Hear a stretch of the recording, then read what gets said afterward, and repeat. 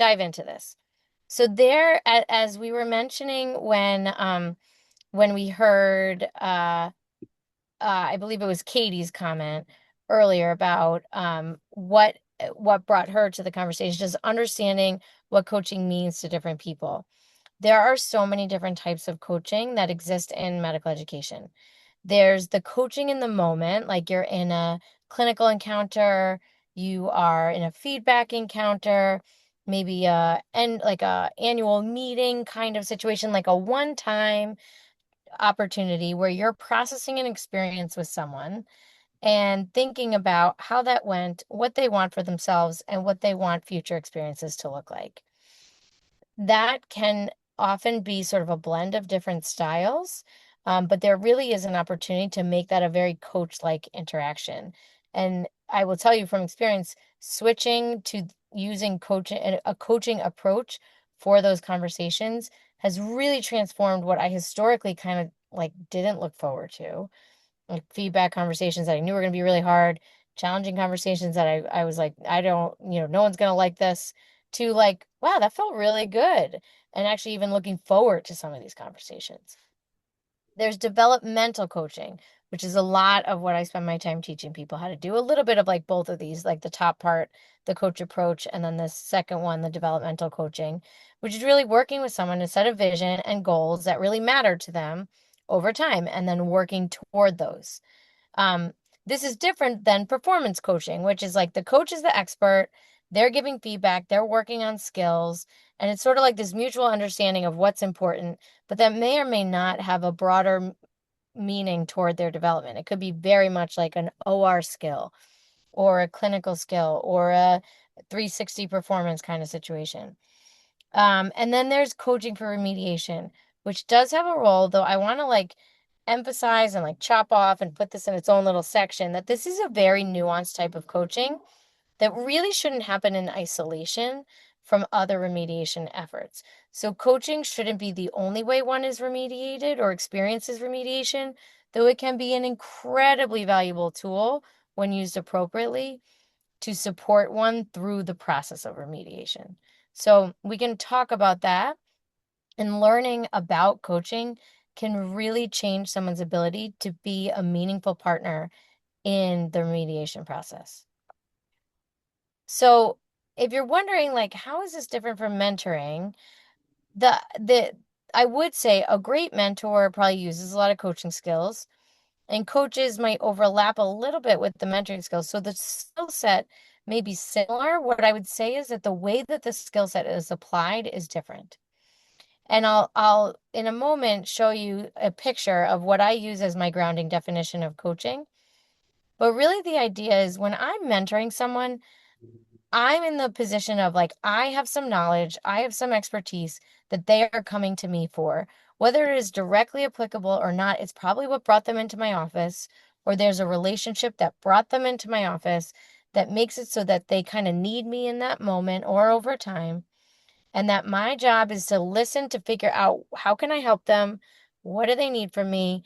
And how can I give them the advice or the reassurance or the connections or something to help them? And I do so in a very supportive way and listening and encouraging, but it's different in that circle than in the coaching circle, where they may come to me not really sure what they want, not really sure what my past ability should not be what informs whether or not I can be of service to them. But what helping looks like is very different in the coaching space than what helping looks like in the mentoring space or even the clinical space that many of us are comfortable with. As a coach, I ask lots of questions that are open-ended questions that I don't know the answer to, but more importantly, that they don't know the answer to. And so really listening to understand, reflecting back, letting them lead, and focusing on what's most important to them next as that leads them towards where they want to go. And so that's really this grounding definition. Then, when I think about coaching, it's this developmental type coaching or the ability to use these skills in a coach approach where I try to embody this vehicle right here, this stage coach. And that's actually where the definition of coaching came from. That as a coach, you are the vehicle for a journey. And that journey is someone you value. And that piece is actually really, really important. Because if I value the person that I'm coaching, I believe they already have what they need inside of them. They have the resources, they have the answers, they have the experience. It's not my job to provide any of those things. It is my job to create the space that's like a creative and a thought-provoking space for them to connect with those answers, with those resources, with those motivators and values, and really thinking about what do they want for themselves? What is this journey that they're on? Where are they going? Where are they now? And how can they really think about the best way for them to go from where they are to where they want to be? Now, you could argue most likely anyone who's coaching them has some experience that might be useful to bear. But the idea is that if I tell them what I think they should do, that might be helpful to them in that moment. But then they leave that conversation. They're like, I don't know. They try to do it. Did it work? Did it not? It's not as authentic as if they came up with it for themselves, because then they can really evaluate the outcome, see how it went, and not only trust that they have what they need to get through it. They had what they need to get through that moment, but they can use that process again to be helpful to them in the future. So them finding their own way forward really builds their belief that they can do that again in the future. So it's not about fixing people. It's not about fixing their problems. And this is really hard for doctors to get used to. We are used to fixing people and fixing problems, and we're great at it. And coaching begs us to not do that. And instead, think about, who is this person? What does the best version of them look like? And how can I create a conversation that helps them connect with that best version of themselves so they can bring that to all their conversations and all of their experiences? And so it's really quite different. But it's so important, because imagine, like I just told you, I could tell them what to do and it would kind of work. If we agree that we can't change the fact that the life we have chosen is stressful, we are going to experience stressors in our life. And we are very capable people. We do not need to be made more resilient. We do not need to be taught to have better coping strategies. But there are coping strategies and resilience techniques that make us us, that are unique to who we are. And it's important to think about how we tap into them in a way that's really authentic to who we are. But at the end of the day, if you face a stressor, you're going to get through it, most likely. And you're going to get through it. You'll survive. Maybe you'll struggle a little bit in that, hopefully not suffer too much. But at the end of the day, you'll get to the other side. But imagine we insert this coaching process into that stressor. You're trying to figure out a new job. You're trying to think about what the path that's right for you. You're trying to respond to negative feedback. You have a relationship that's really important to you that you want to build on. You have a project that you're excited about and want to work towards. It can be a good stressor or a bad stressor.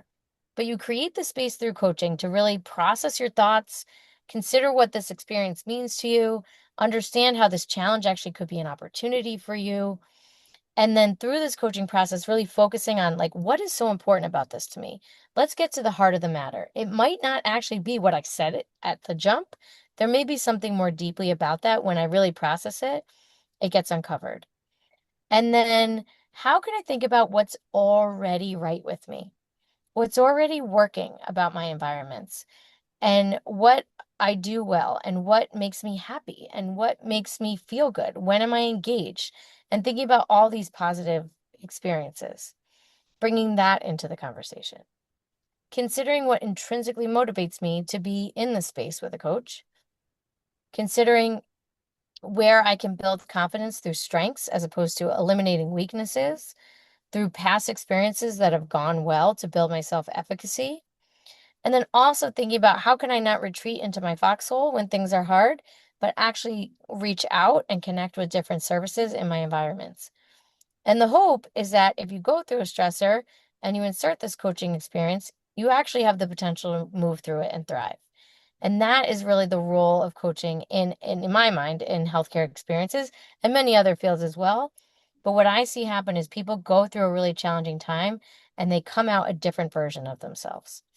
And so the way that this kind of works, this coach approach, which can be applied very dogmatically in terms of, like, here's how a coach functions, but also can be adapted for leaders, educators to use, or colleagues to use a coach approach. And so the three core skills of coaching are how we listen, which is by far the most important of all the skills. We'll talk about that in a minute. But how we listen transforms any conversation into a coaching conversation.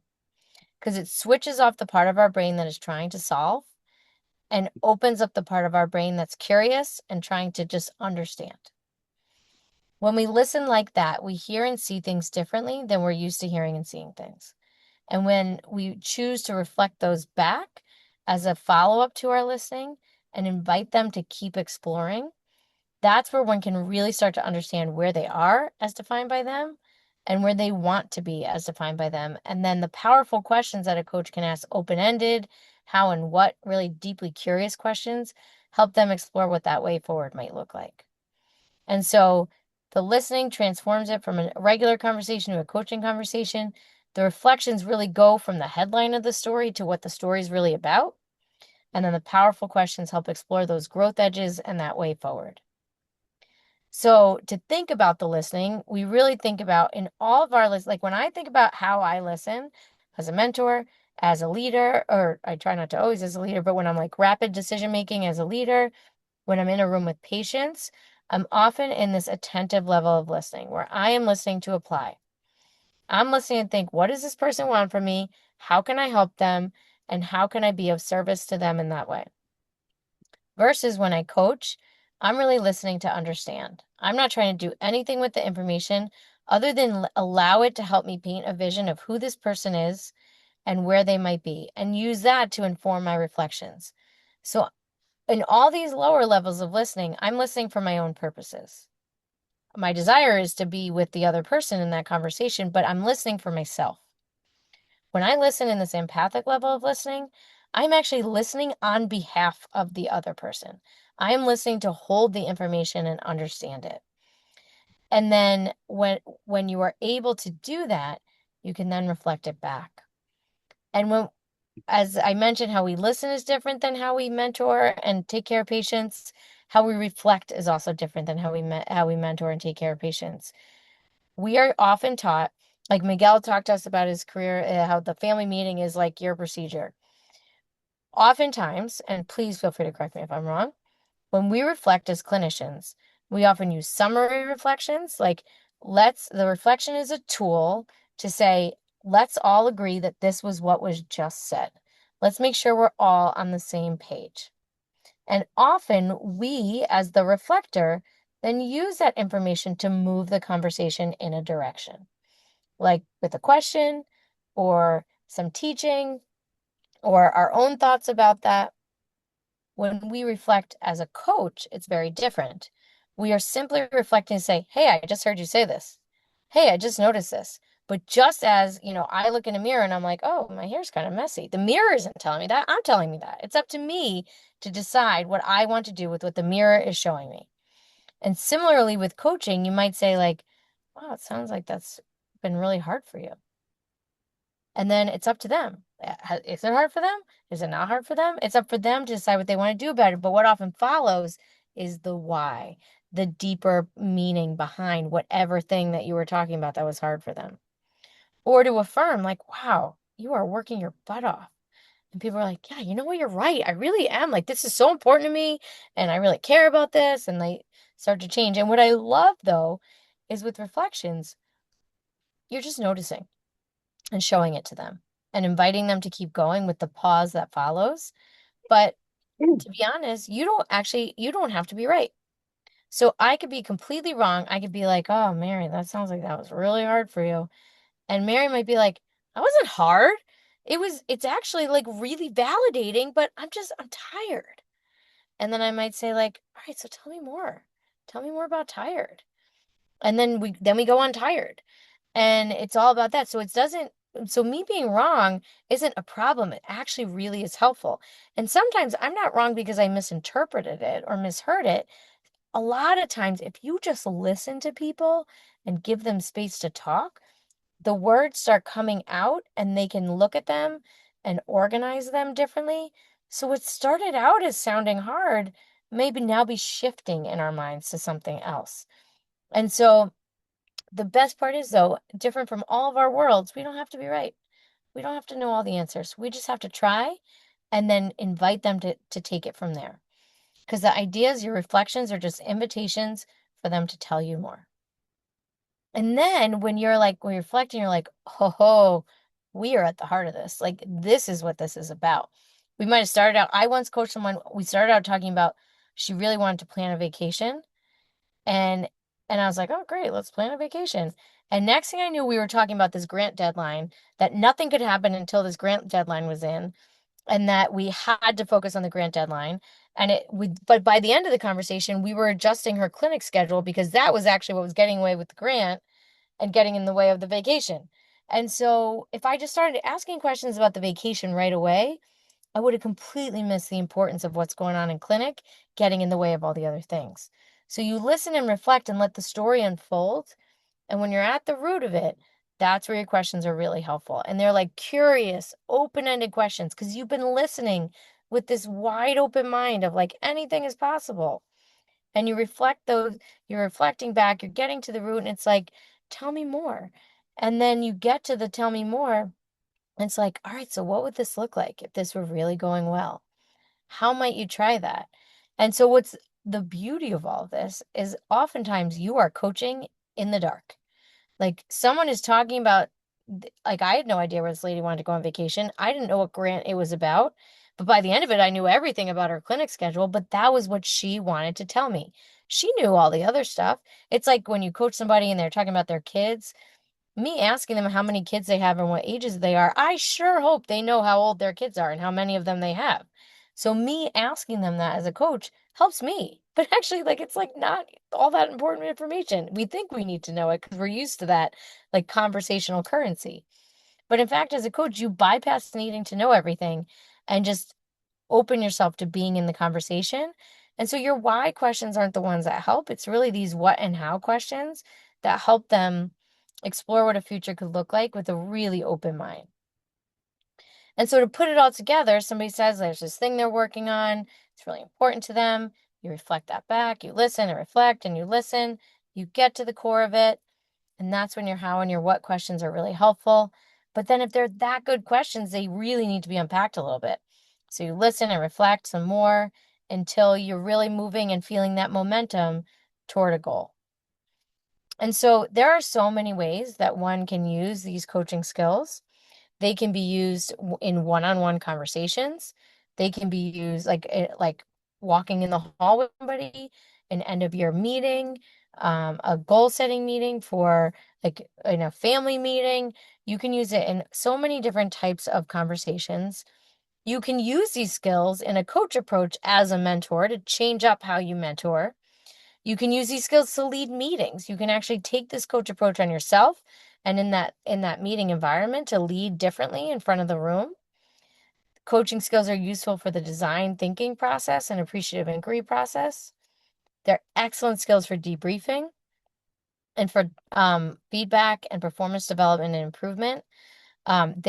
We've used these through ACP successfully to do a lot of practice improvement projects and quality improvement projects.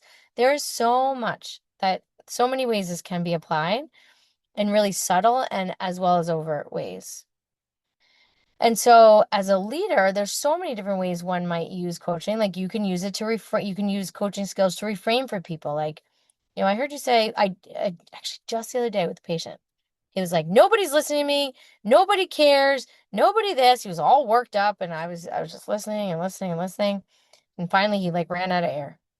And historically I would have just interrupted him earlier and been like, nope, this is what's going on. Here's what we're doing, blah, blah, blah. But he just needed to vent. And he's like standing up and he's really agitated and he's talking and talking and talking and talking. He's like a whole foot taller than me. You guys can't see my size, but I'm only 5'2". And I'm just letting him go, and he ends with this nobody's listening to me, nobody's trying to help me. And I was like, I hear that you are tired and frustrated. And he's like, he sits down and he goes, Kerri, I'm exhausted. I feel the worst I've ever felt. And I was like, I also hear though, you have this narrative that no one's trying to help you, but this is the fifth time I've seen you in 3 months. And I've referred you to 9 specialists in the last year who have all spent a lot of time with you. And so I wonder if instead of saying no one's trying to help you, it might be more helpful for you to think, whatever this is that's going on with you, it's not straightforward. And there's a lot of people trying to help you, but we just don't have the answer yet. And he's like, you're right. I'm not in this by myself. And I did not solve the problem. I still don't know what's wrong with this guy. That was like 3 months ago. But the idea is that he is changing his mental approach to it.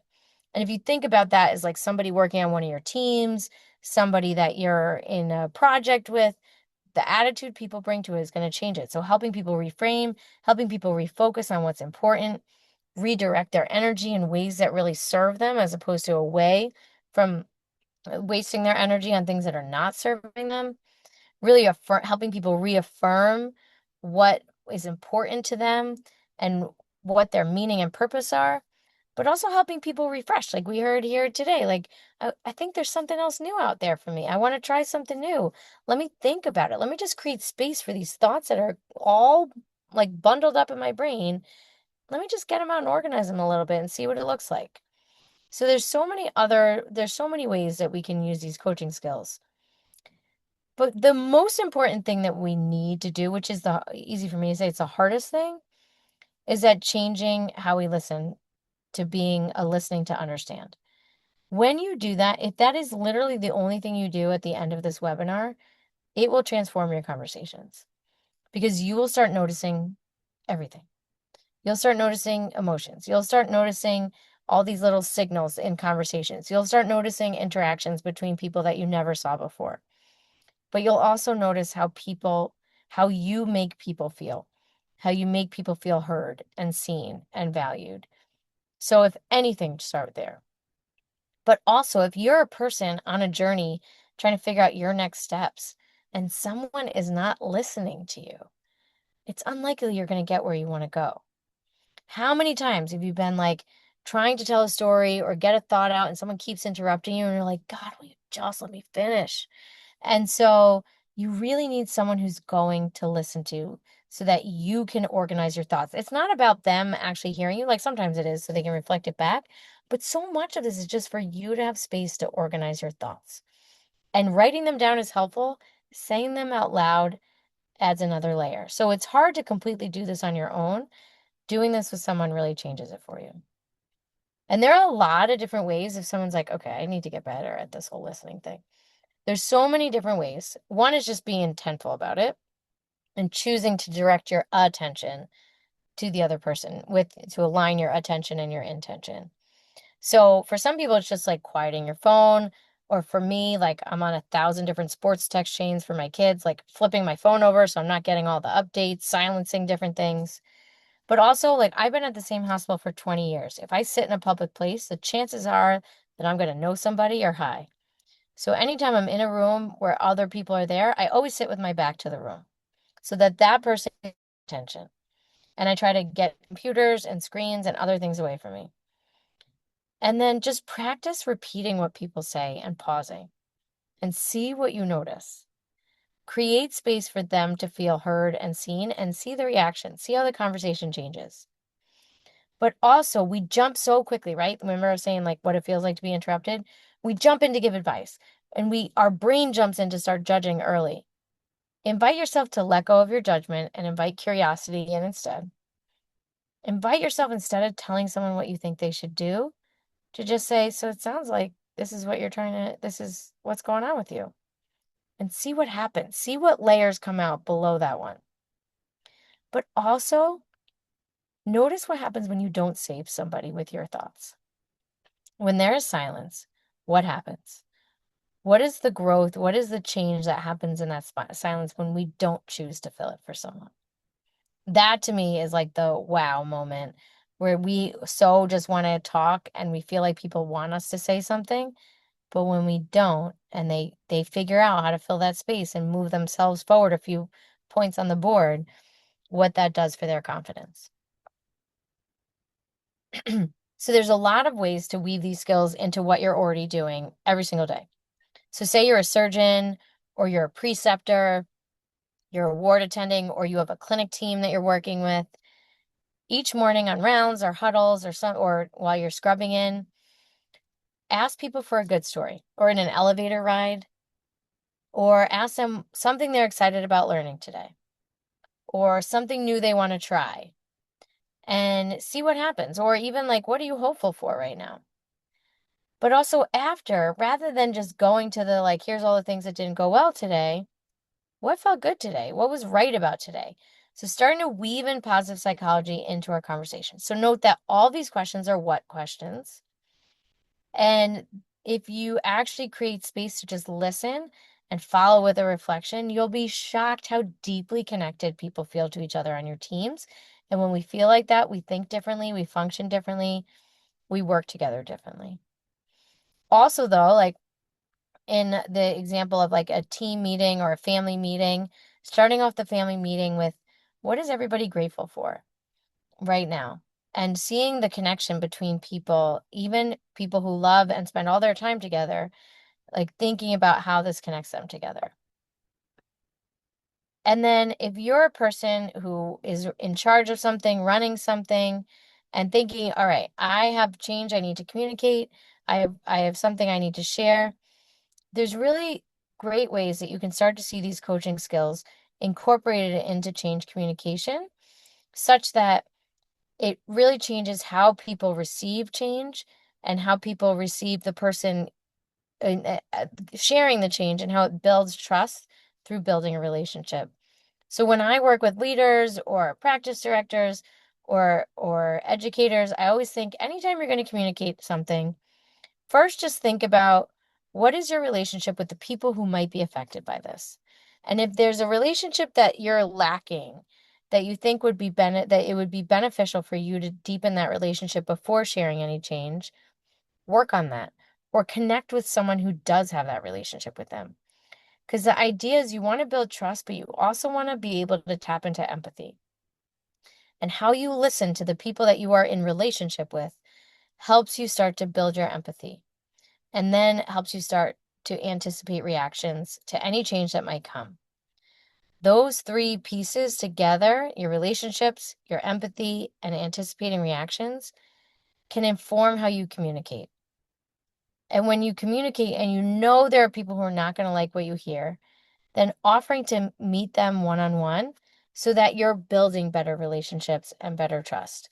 All of this involves listening, reflecting, and asking powerful questions and using that to inform your approach. Now, a more concrete way to be using coaching as perhaps someone overseeing a group of people, having regular like annual meetings with people, whether those be trainees or whether those be employees, rather than saying like, tell me what you're working on or what are your goals for this year? Many times we set goals like for the sake of setting goals. Like each year I'm asked for 3 goals. I can't get my like annual bonus unless I put my goals down. And they ask me what my goals are, and I can't even tell you what I put last year. But imagine instead you said, tell me what your vision, if we sat down together next year and you had the best year ever, tell me about what that vision would look like. Or imagine you're with a learner on a rotation. Like imagine it's 2 weeks from now, your rotation just ended, and you feel great about how it went. What does that look like? And you have them paint a vision of the future. And then consider a vision is if that is your destination, what are the goals that will help you reach that destination? So all your goals should really be in service of the vision. So if there are things you want to have accomplished in a year, those goals are the way you're going to accomplish those things. If there's a place mentally or educationally or relationally you want to be at the end of a rotation, the goals should be the things that will get you there. But also they should be important. They should matter and should really encompass your values and strengths. So say, for example, someone's like, well, I want to end this rotation. I actually coached a resident and he had a bad rotation on a floor in terms of like how it went with the nurses. And it was really important to him that the next time he was going back on that floor, he's like, I really want this rotation to go well. I want to end feeling like I have a good relationship with the nurses. And I was like, tell me what about this is important to you. And so he talked about his values and his strengths and how he sees himself and how he wants others to view him. And that was where we built then the goals from a place of values and strengths that were intrinsically motivating to him. And then really think about like, all right, so if we know where we're headed and we know the stops along the way, what would this look like if this went really well? Who are you at the end of all of this? And what would you be capable of? And so to put it all together, then they have their guiding vision, They think about what's important to them and what that journey looks like. They create long and short-term goals, build an action plan to work towards those goals, and think about all their strengths and the self-efficacy, the like how they can actually believe that they can do this because they've done it before.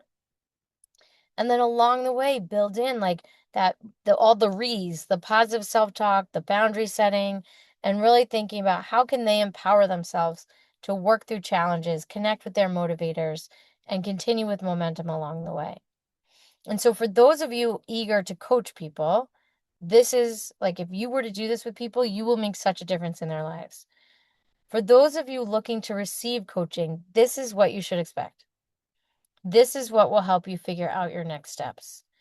And so perhaps while you're thinking about the coaching, maybe it's like really starting to paint that vision for yourself. Try it on, play with it, test it out. Live your life even for one day as if that were true and see what feels right, see what doesn't, and then edit it from there. So that when you sit down with a coach, you're going to hit the ground running. Now, I did mention earlier, and I wanted to loop back to this, that when you're coaching somebody who is struggling for remediation or in a particular moment, there's a very nuanced way to approach it, and you have to be thoughtful about it if you're going to call it coaching. But you can see here that actually these are like if we were to turn each of these into a circle, and looked at it in terms of a framework, it would be these circles here that you see with the different types of skills that go into coaching and the coaching process. And so when someone is struggling, it's first thinking about the positive. Give me a story of you at your best. Like, who are you? Because right now, we have to assume if we're having this conversation, you are not at your best. You're doing the best that you can, but this isn't the best that you have. So tell me who that person is. And what do you love?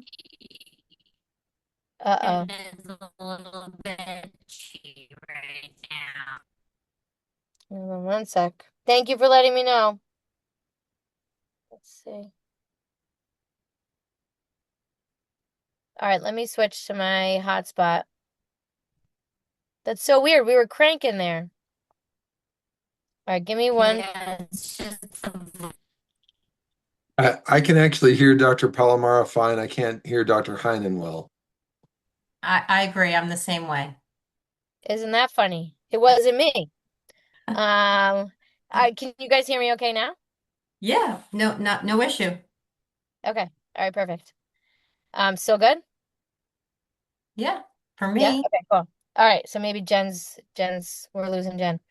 All right, so give me a story at your best. And then like what are you here for? Remember the intrinsic motivator one.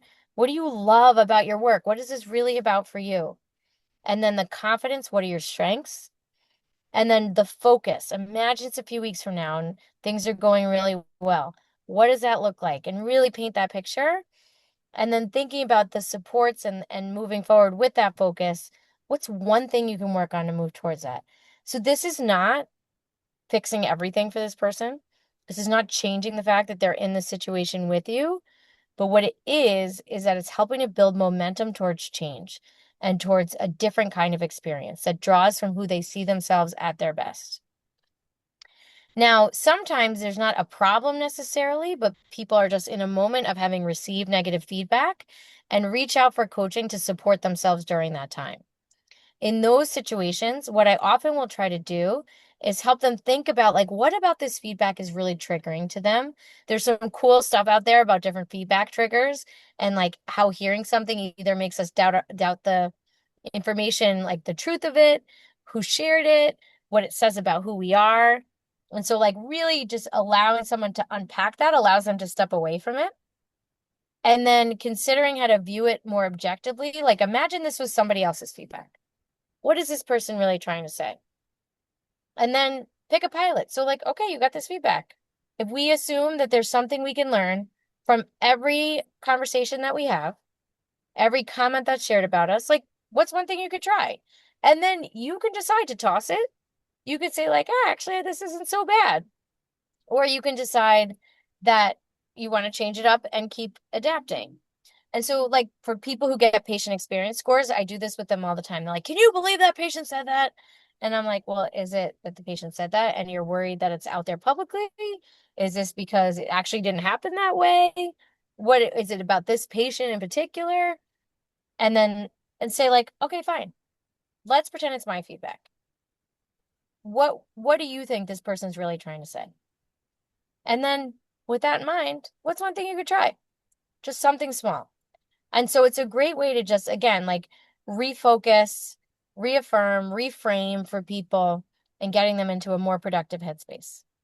So we have 10 minutes left. I want to give you guys time for coaching or and questions. But what I wanted to do was just give you a moment to tell you a little bit about the physician peer coaching program through ACP. If you're liking what this sounds like, ACP offers one-on-one coaching and group coaching. So for the one-on-one coaching, you can do a one-timer. I just want to meet with somebody and like do this thing and walk away. You can do bundles. You get to choose your coach. You get to choose when it is. There's a whole, we have dozens of coaches available for you, all of whom I have trained. And then there's group coaching around different topics. So you can always make any group coaching session yours because it's really about what you bring to it. And so you can really time it to the content. And here you get a little bit of like the group voice and being in your challenge with somebody else. And then there's the opportunity if you're like, I want to do this. There's the opportunity to become a coach. So we have a 12-month virtual program and we're accepting enrollments for January now. And then we have different workshops throughout the year if you're interested in learning more. And also there'll be more opportunities after this January cohort. If that timing isn't right for you, there'll be other opportunities to get involved throughout the year.